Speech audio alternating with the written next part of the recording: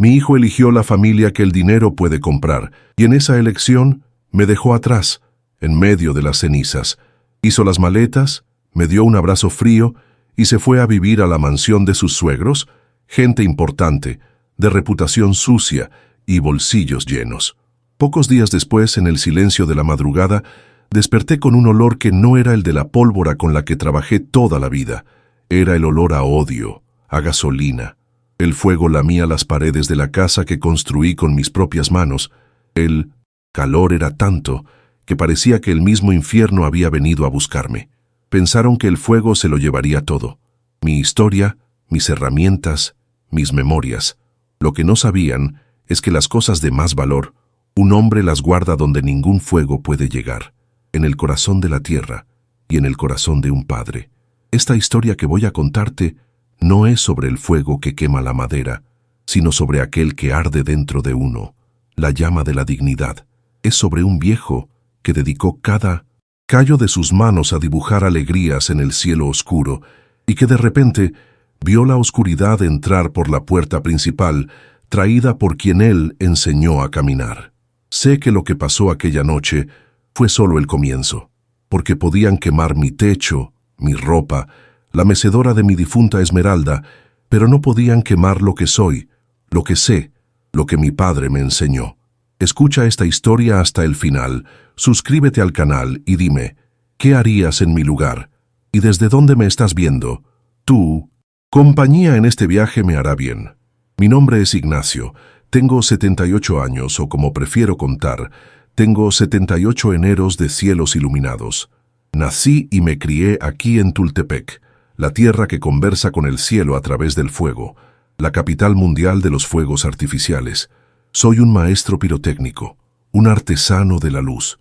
Mis manos ya no tienen el color de la piel, están manchadas de pólvora, de azufre, de secretos que solo el fuego conoce.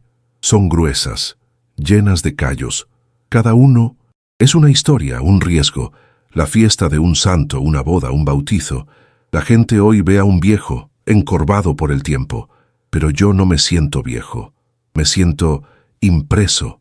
Mi vida está impresa en la palma de mis manos y en la memoria de las noches que ayudé a colorear.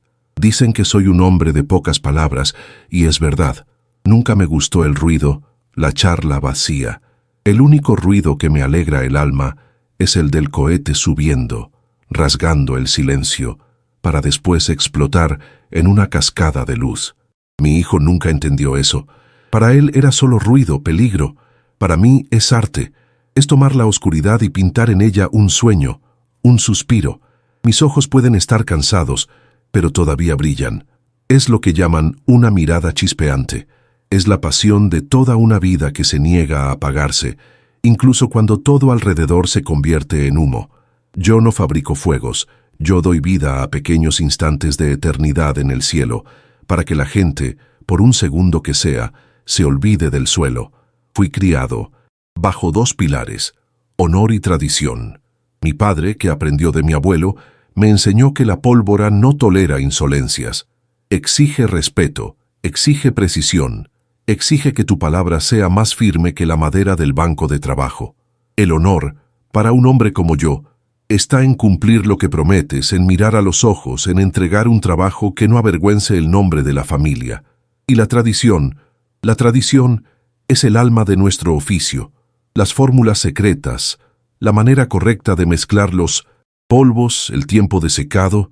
Eso no está en los libros, está en la sangre, pasado de padre a hijo como una herencia sagrada, una herencia que, por lo visto, mi Javier se empeñó en rechazar. La mayor parte de mis valores, en realidad, los aprendí de mi Esmeralda, mi difunta esposa. Ella era la luz suave que equilibraba mi fuego. Mientras yo lidiaba con la explosión, ella cuidaba del jardín, y el olor a pólvora de mi taller se mezclaba con el perfume de sus rosas. La casa era nuestro santuario. Ella decía que mis manos podían crear estrellas en el cielo, que el verdadero espectáculo era el brillo en los ojos de los niños cuando miraban hacia arriba. Fue por ella, por una promesa que le hice en su lecho de muerte, que soporté tantas cosas. Cuida de nuestro muchacho, Ignacio, me pidió, y yo juré que lo cuidaría. aunque él no quisiera ser cuidado. Mi vida, antes de que todo se derrumbara, era de una sencillez que hoy parece un sueño lejano. Me despertaba con el sol. El café era fuerte y amargo, y mi única prisa era llegar al taller, que estaba al fondo de la casa. El día pasaba entre cálculos, mezclas y el sonido de la radio antigua tocando canciones que me recordaban mi juventud con Esmeralda. Los domingos, la misa, y por las tardes, la mecedora en el porche viendo el movimiento de la calle. Yo no necesitaba lujos, ni coches, ni nada de eso que encantó a mi hijo. Mi riqueza estaba allí, en la paz de tener un techo, un oficio y la memoria intacta de un gran amor. Era una vida buena, una vida que valía la pena. Conocí a Esmeralda en una noche de fiesta, la fiesta de San Juan. Yo era joven, lleno de fuego en las venas y en las manos. Había preparado un espectáculo especial, un cometa plateado que lloraba lágrimas de colores. Cuando lancé el cohete, miré a la gente abajo, y en medio de todos los rostros vueltos hacia el cielo, vi el suyo. Los ojos de Esmeralda brillaban más que cualquier fuego que yo hubiera creado jamás. El cielo explotaba en colores, pero la única luz que yo podía ver era la que venía de aquel rostro. Al final de la fiesta me acerqué, con las manos sucias de pólvora y el corazón saliéndome por la boca. Le dije que el próximo fuego que hiciera sería para ella. Ella sonrió, y supe en ese momento que había encontrado mi estrella guía, nuestra casa. Yo no la compré, yo la hice. Levanté cada pared pensando en cómo el sol daría en la ventana de la cocina por la mañana para despertarla. Mezclé el cemento con la certeza de que estaba construyendo los cimientos no de una casa, sino de una vida. Yo me encargaba de la estructura, del peso, de la fuerza bruta. Esmeralda venía detrás, con la delicadeza. Fue ella quien plantó el rosal que trepaba por el porche, quien eligió el azul celeste para pintar las ventanas, diciendo que era para que combinara con el cielo que yo tanto amaba. La casa tenía mi sudor, pero tenía su alma. Cada rincón era una prueba de nuestro amor, un nido construido con barro, madera y un montón de sueños. Vivir allí era una sinfonía de pequeñas alegrías. Por la mañana, el olor del café que ella colaba se mezclaba con el olor a azufre que venía de mi taller. Era el perfume de nuestro mundo. El sonido de la vida era su risa, las noticias en la radio vieja y, a lo lejos, las explosiones de las pruebas de los otros artesanos del pueblo. Éramos parte de Tultepec, y Tultepec era parte de nosotros. Los domingos, después de misa, ella me ayudaba a limpiar el taller, y aunque no entendía de mezclas, sabía el nombre de cada herramienta, de cada polvo de color. Ella no amaba mi oficio, amaba al artista, al hombre detrás del humo, y eso era todo lo que importaba. Cuando Javier nació, la casa se llenó de un nuevo sonido, un llanto que era la más bella de las canciones. Sostenía a esa cosita pequeña en mis manos enormes y callosas con un cuidado que no tenía ni con la pólvora más sensible. Soñaba con enseñarle, con pasarle el arte que estaba en nuestra sangre. Quería que viera la magia, no el peligro. Quería mostrarle cómo tomamos los elementos brutos de la tierra y los transformamos en pura poesía en el cielo. Yo veía en su pequeño rostro el futuro de nuestra tradición, la continuación de un legado que venía de mis abuelos. Él era la promesa de que el nombre de nuestra familia continuaría iluminando las noches de México. Pero Javier nunca tuvo ojos para el cielo. De niño se asustaba con los estallidos. Mientras los otros niños corrían a ver los fuegos, él se escondía bajo la falda de su madre. Yo pensaba que era una etapa, que con el tiempo aprendería a ver la belleza en la fuerza. Intenté enseñarle, le mostré los colores, los diseños, la química detrás de todo. Pero él prefería los libros. Quería un mundo de silencio, de oficinas, de plumas, no de mechas y explosiones. Lo respeté. Un padre debe respetar. Pero una pequeña punzada de tristeza comenzó a nacer en mi pecho, una fina grieta que, con el tiempo, solo fue creciendo. Él era mi hijo, pero estaba hecho de otra materia. Su adolescencia fue la época en que la grieta se convirtió en un abismo. Su ambición no era la de crear el fuego artificial más hermoso, sino la de salir de Tultepec, de librarse del olor a pólvora que, según él, impregnaba su ropa y su reputación. Sentía vergüenza. Vergüenza de mis manos sucias, de mi casa sencilla, del oficio que nos dio pan y techo toda la vida. Un día lo oí decirle a un amigo que su padre trabajaba con cosas de gente ignorante. No me vio en el pasillo. No dije nada. Solo tragué el sabor amargo de esa palabra. El dolor de un padre que se ve convertido en una vergüenza para su propio hijo es una quemadura que no deja cicatriz en la piel, sino en el alma. Y entonces conoció a la familia de ella, su esposa, hija de un político conocido en la ciudad, un hombre cuya riqueza era tan grande como las dudas sobre su honestidad. Llegaron a mi casa por primera vez en un coche que valía más que todo lo que yo poseía.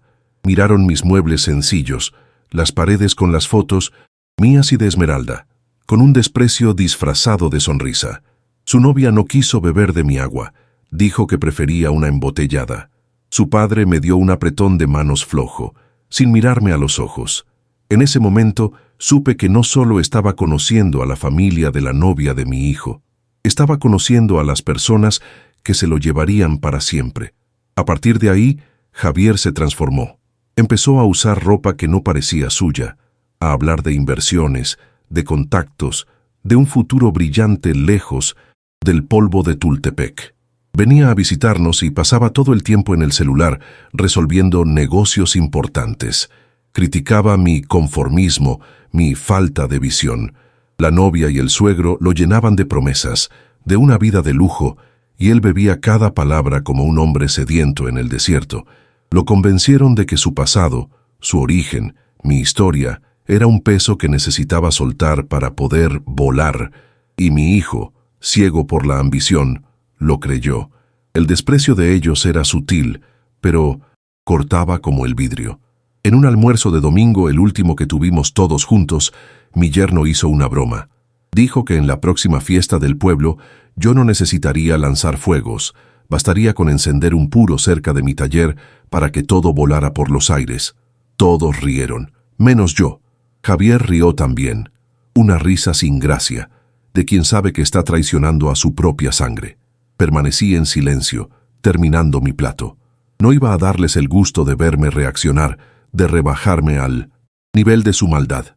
Mi honor no estaba en venta, y mi silencio ese día fue la respuesta más ruidosa que pude dar. Los últimos meses antes de que se fuera de casa fueron de un silencio pesado, fantasmagórico. Su presencia era la de un extraño. Él ya no vivía allí, solo dormía. Las conversaciones eran cortas, sobre el tiempo, sobre banalidades. El hijo que crié, al que enseñé a dar sus primeros pasos en ese suelo, ahora medía las habitaciones con la mirada, como si calculara lo que valía la pena llevarse y lo que debía dejar atrás junto con el viejo. La casa, que siempre fue un lugar de vida, comenzó a oler a despedida. Sentía que estaba perdiendo no solo a mi hijo, sino el último trozo vivo de mi historia con Esmeralda. Y la soledad ya ensayaba sus primeros pasos en mi pasillo. El día de la ruptura no llegó con gritos ni con peleas. Llegó un martes por la tarde, con una visita que no duró ni 10 minutos. Javier entró, no se quitó los zapatos caros y se quedó de pie en medio de la sala, como si el suelo que lo vio crecer pudiera ensuciar su nueva vida. Dijo que su esposa estaba embarazada y que se iban a vivir con los suegros. La excusa fue la seguridad. Allá es más seguro para criar a un niño, papá. Muros altos, guardias. Usted entiende. Yo entendí. Entendí que la seguridad de la que hablaba no era contra ladrones, era contra la pobreza. Era una seguridad contra mí, contra su origen, contra el olor a pólvora que tanto odiaba. Solo asentí con la cabeza. ¿Qué puede decir un padre cuando su hijo anuncia que se avergüenza de su nido? La palabra seguridad quedó resonando en mi cabeza después de que se fue. Seguridad. Yo que pasé toda la vida lidiando con el peligro, con el fuego, para garantizar que él tuviera un techo seguro, comida en la mesa, ropa limpia. Mi casa para él era insegura. Las paredes que levanté con mis manos, que vieron sus primeras fiebres, sus primeros pasos, ahora eran un riesgo. La ironía era cruel. Estaba cambiando la seguridad de un amor honesto por la protección comprada con dinero sucio de un hombre que construyó su fortuna sobre la ruina de otros. Mi hijo No estaba buscando seguridad, estaba buscando una jaula de oro, y para entrar en ella necesitaba deshacerse del pájaro viejo que le enseñó a volar. La despedida días después fue aún más fría. Vino con un camión de mudanzas que parecía demasiado grande para las pocas cajas que se llevó. Ropa, libros, la computadora. Dejó atrás la cama donde durmió, el escritorio, donde hizo sus tareas, las fotografías de la infancia en la estantería. Era como si estuviera arrancando las páginas de su propia historia, dejando solo las hojas en blanco. El abrazo fue un toque rápido en los hombros. «Cuídese, papá», dijo, ya mirando hacia el portón. Me quedé allí, parado en la puerta, y vi su coche doblar la esquina, llevándose a mi muchacho, mi futuro, el último recuerdo vivo de mi Esmeralda. El silencio que quedó después fue el sonido más fuerte que he oído en mi vida. Las semanas que siguieron fueron un borrón de soledad. La casa, antes pequeña, parecía un salón inmenso y vacío. Cada habitación gritaba su ausencia, el plato de menos en la mesa, la toalla seca en el baño, el silencio en lugar del sonido de la televisión que a él le gustaba ver. Mantenía mi rutina, iba al taller, preparaba mi café, pero era como si fuera un fantasma en mi propia vida. Por la noche me encontraba hablando con el retrato de Esmeralda en la pared de la sala. Se fue, mi amor, San decía, nuestro niño se fue. Y sus ojos pintados parecían mirarme con una compasión que me desgarraba el alma, porque yo sabía que, si ella hubiera estado allí, nada de esto habría sucedido. Entonces, aquella noche, la oscuridad vino a visitarme. No la oscuridad de la noche, sino la de la maldad humana. Desperté tosiendo, con la garganta irritada. El aire era pesado, denso, con un olor químico, un olor a mal presagio. No era humo de madera quemándose, era algo más violento, más rápido. Gasolina. Mi cuerpo entero se heló. Años trabajando con fuego me enseñaron a respetarlo, pero también a reconocer cuándo se usa como arma. El calor ya subía por el suelo de madera y un brillo anaranjado danzaba por debajo de la puerta de la habitación. La casa estaba en llamas. No era un accidente, era una sentencia. Alguien había venido a terminar el trabajo que mi hijo empezó, borrar mi historia. No hubo pánico. La desesperación era tanta que congeló cualquier otra emoción. Años de disciplina. En el taller tomaron el control. Sabía que tenía poco tiempo, que el humo mataba antes que el fuego. Rodé fuera de la cama, arrastrándome por el suelo, donde el aire era un poco más respirable. No pensé en coger nada. ¿Qué cogería? ¿La foto de Esmeralda? ¿El reloj de mi padre? Todo aquello era solo papel y metal. Los recuerdos estaban dentro de mí, y si moría allí, morirían conmigo. Mi único instinto era vivir. Con el corazón martilleando en el pecho, fui arrastrándome hacia la puerta trasera, la que daba al patio, a mi taller. La casa gemía, crujía como un animal herido. Afuera el frío de la madrugada se encontró con el calor del infierno, y me quedé allí, en pijama, descalzo sobre la tierra húmeda, presenciando el espectáculo macabro. Mi casa, mi mundo, la obra de mis manos, siendo devorada por un hambre naranja y roja. Vi el techo del porche, donde tomé tanto café con Esmeralda, derrumbarse en una lluvia de brasas. Vi la ventana de la habitación de Javier explotar, escupiendo humo negro. Cada crujido de la madera quemándose era como un hueso de mi propio cuerpo rompiéndose. No lloré, no grité. Me quedé parado, en silencio, el rostro iluminado por las llamas, y sentí un vacío tan profundo, tan absoluto, que parecía que el fuego estaba quemando mi alma por dentro. Los vecinos, los bomberos, la policía, todo parecía suceder en cámara lenta, como en un mal sueño.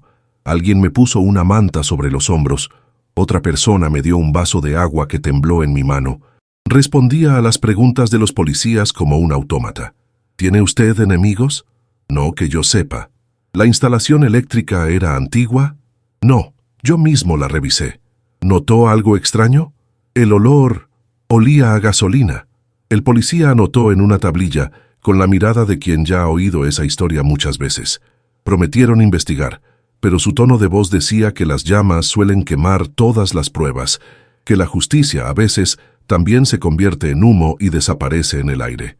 Cuando el sol salió, el fuego ya se había ido, dejando atrás solo el esqueleto ennegrecido de lo que un día fue mi hogar.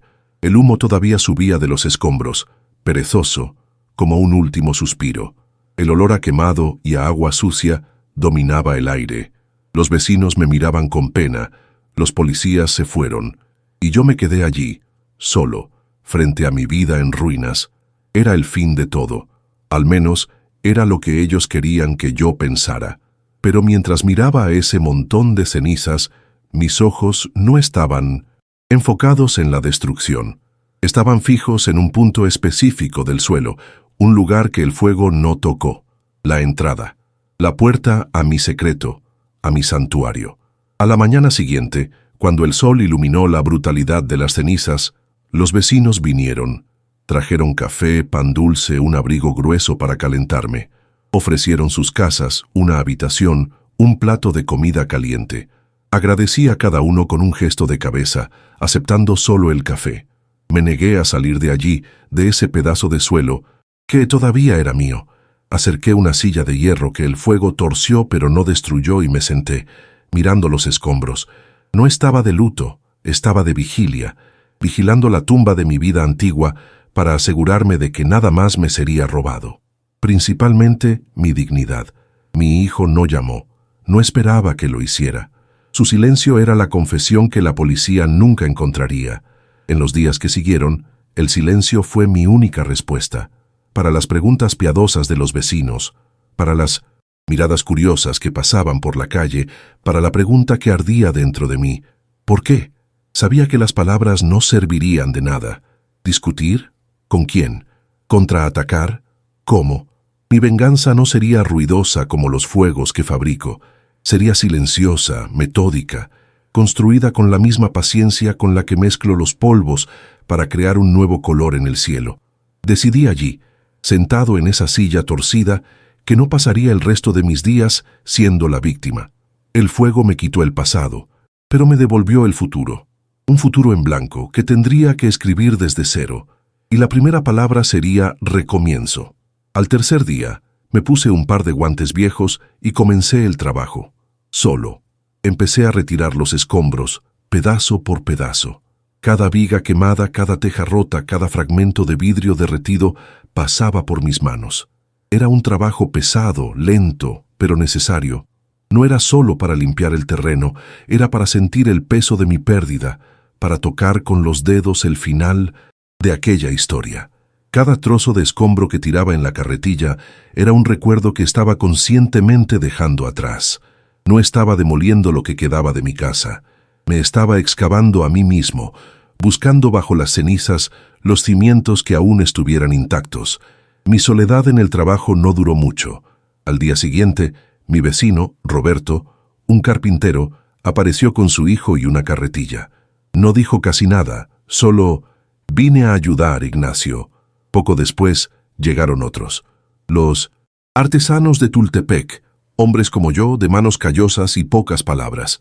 Ellos entendían que la casa de un hombre es su piel, y que la mía había sido arrancada.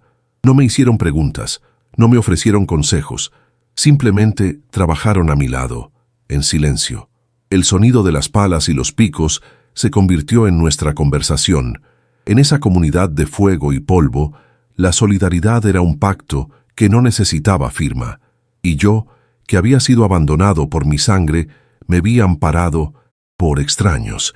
En medio de la limpieza encontré fantasmas, un trozo del plato de loza azul que Esmeralda usaba los domingos, el metal retorcido de su regadera de jardín, la ruedita de un camión de juguete que le regalé a Javier en su 5º cumpleaños. Tomaba cada uno de esos objetos, limpiaba el hollín con el pulgar y lo guardaba en una pequeña caja de madera. No eran lágrimas lo que mis ojos vertían, era memoria. Cada objeto era un punto final en una frase de mi vida.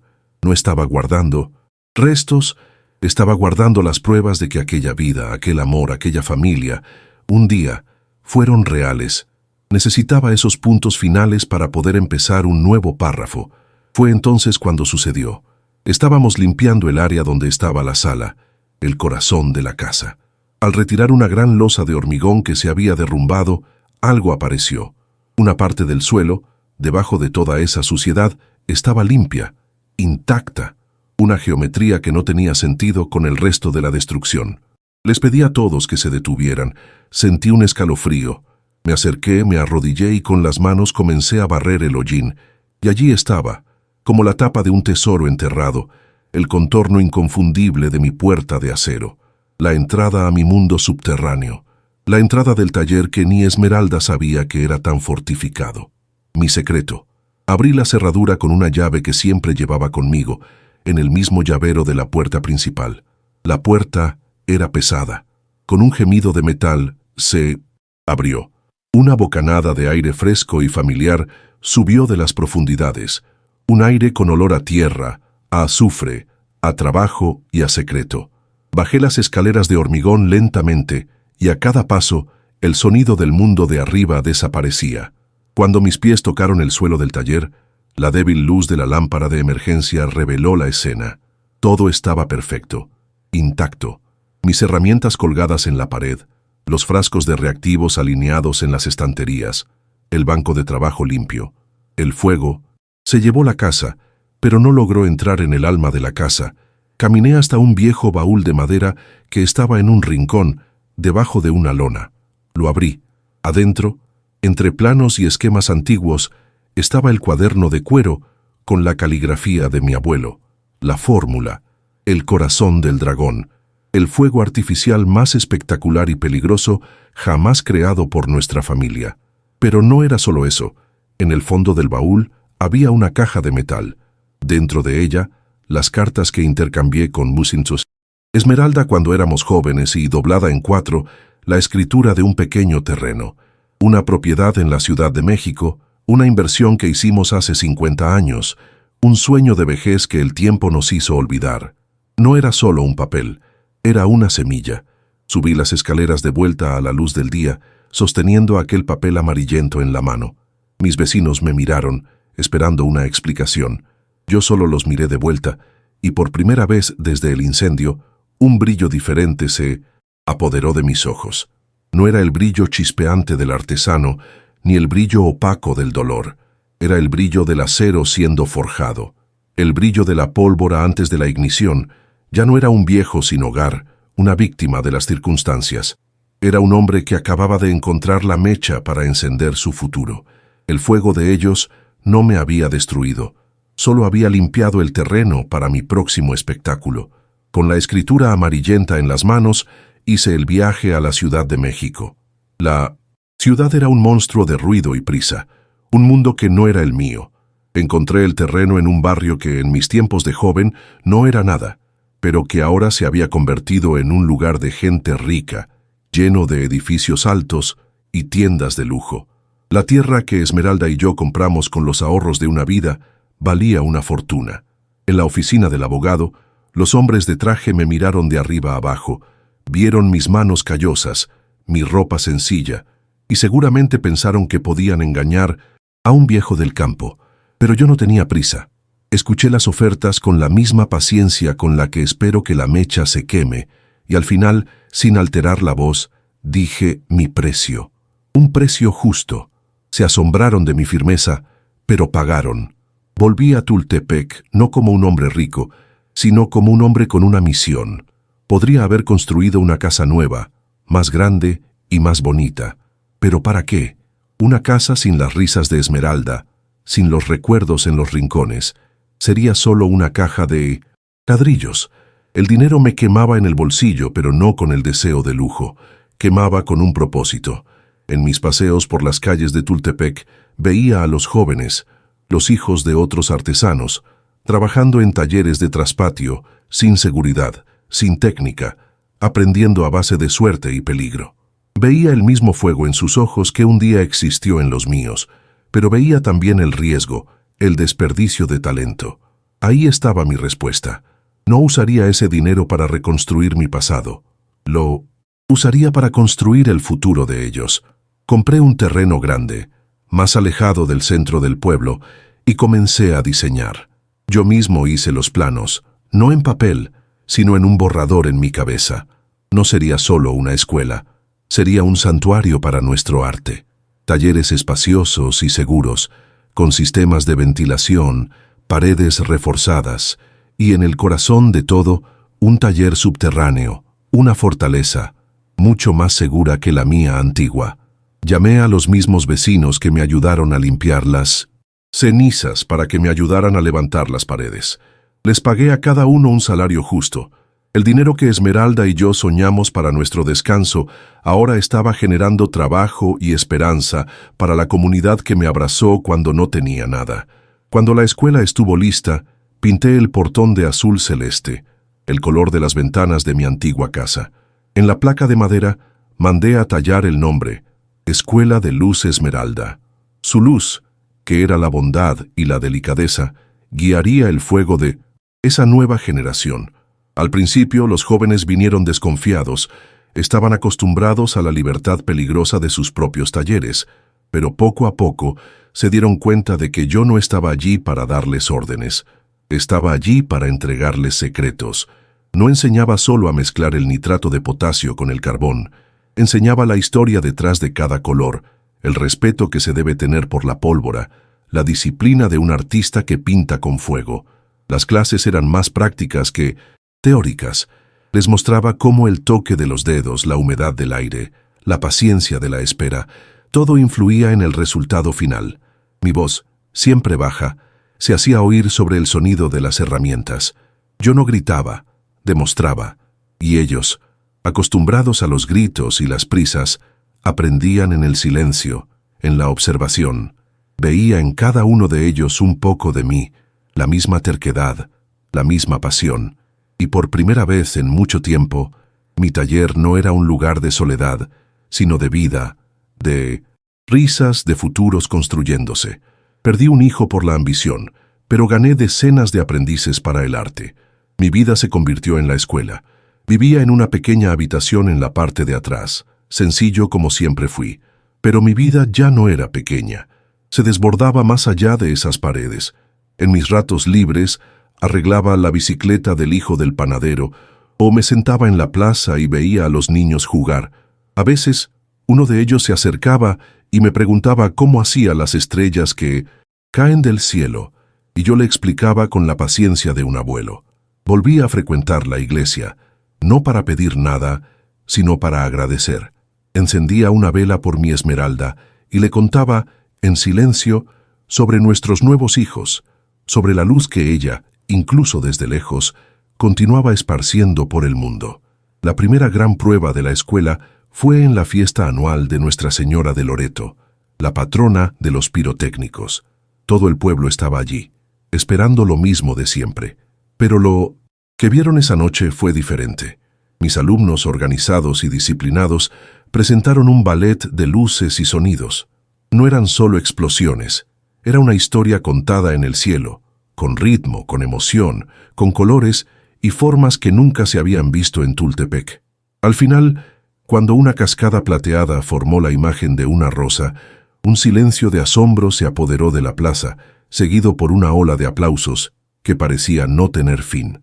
Esa noche, mis muchachos no quemaron pólvora, conquistaron respeto. La noticia de la escuela del viejo Ignacio se extendió como un reguero de pólvora. Primero, en los periódicos de la capital. Luego, más allá de las fronteras. Un día, recibí la llamada de un organizador de un festival de fuegos artificiales en Japón. Quería que nuestros alumnos crearan el número de clausura. Después vino una invitación de España, otra de Canadá. La Escuela de Luz Esmeralda se convirtió en una referencia.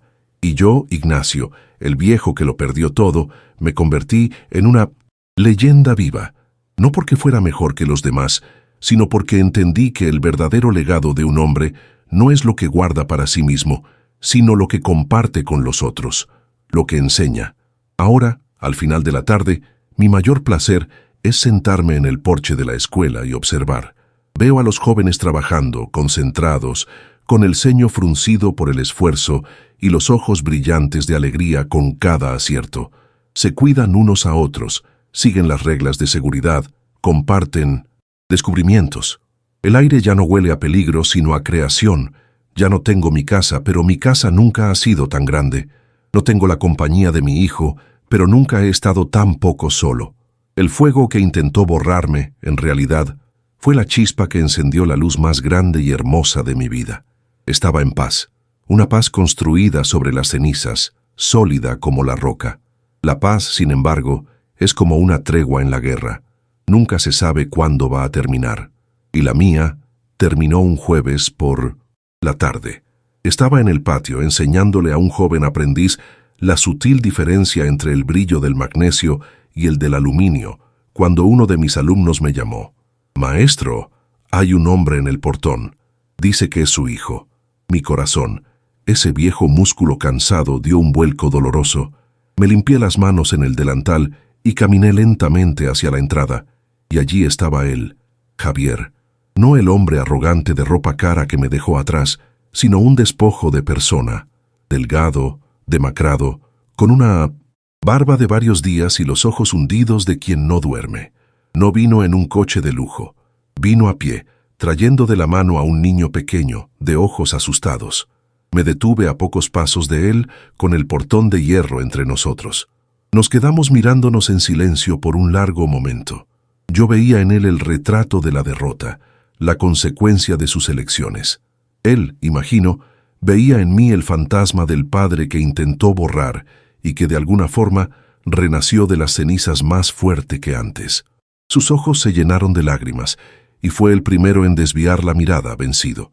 El niñito, su hijo, mi nieto, se escondió detrás de su pierna, asustado de aquel viejo de manos manchadas y mirada severa. Abrí el portón. No dije, «Entra». No dije, «¿Qué quieres?». Simplemente abrí y él entró con la cabeza gacha como un soldado que se rinde. Los llevé a mi habitación, no a una oficina, pues no tenía una. Mi cuarto era mi refugio, con mi cama, una silla y la foto de Esmeralda en la pared. Le ofrecí un vaso de agua que aceptó con manos temblorosas, y entonces se derrumbó. Las palabras salieron atropelladas, un torrente de miseria y arrepentimiento.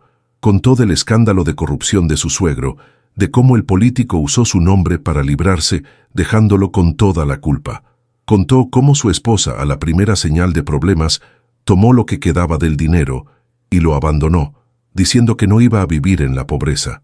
Lloraba como un niño, un hombre que construyó su castillo en la arena y ahora veía el mar llevárselo todo. Escuché todo en silencio. Cada palabra suya era un cuchillo que removía la herida antigua, pero mantuve mi rostro impasible. Era la historia que yo ya había escrito en mi cabeza aquella noche del incendio, la crónica de una desgracia anunciada. No sentí pena ni rabia. Sentí un cansancio profundo. Miraba a mi nieto, esa criatura inocente en medio del huracán, y mi corazón se llenaba de un dolor que no era por mí, ni por Javier, sino por él. Mi silencio en la habitación era pesado. No era un silencio de perdón ni de condena. Era el silencio de un juez que ya sabe el veredicto, pero espera que el reo termine su confesión. Cuando las lágrimas se secaron, finalmente hizo la petición que lo trajo hasta allí. «Papá, sé que no lo merezco, pero no tengo a dónde ir. Mis amigos desaparecieron, el mundo me dio la espalda. Me enteré de la escuela, de su éxito. Usted resurgió. Ayúdeme, por favor. Por su nieto, si no es por mí. Deme un refugio, un nuevo comienzo». La petición era clara. No venía en busca solo de un techo. Veía la escuela como una fuente de dinero, un salvavidas para sus problemas financieros. Todavía no entendía que lo que yo construí allí no fue con dinero, sino con algo a lo que él nunca le dio valor, con honor. Mi respuesta no vino con palabras de consuelo. Me levanté y fui hasta la ventana. Señalé hacia el patio, donde mis alumnos trabajaban bajo el sol caliente, con los rostros sucios de hollín y las sonrisas de quien tiene un propósito. «Aquello», dije con voz calmada, «aquello es lo que tengo para ofrecerte, Javier.